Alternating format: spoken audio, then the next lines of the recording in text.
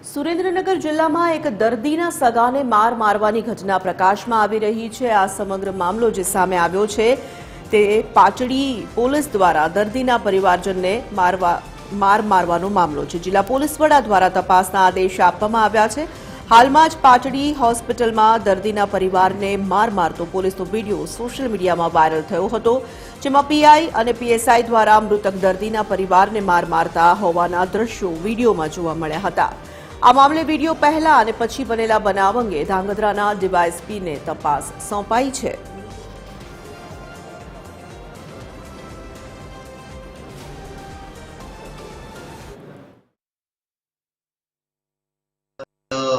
PI જે છે પાટડી એ સ્થળ ઉપર ગયેલા હતા અને એમને સમજાવવાની કોશિશ કરી હતી, પણ એ વખતે ઉશ્કેરાટમાં આ બનાવ બનેલો હતો।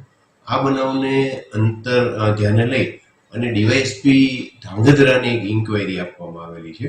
એટલે આ જે વિડીયો જે છે એ વિડીયોના પહેલા અને પછી શું બનેલું છે એની તમામ વિગતો ધ્યાને રાખી અને ડીવાયએસપી ધાંગધ્રા પ્રાથમિક તપાસ કરશે અને એમાં કોઈ પણ કસૂરવાર જણાશે તો એમની વિરુદ્ધ યોગ્ય તે પગલાં લેવામાં આવશે।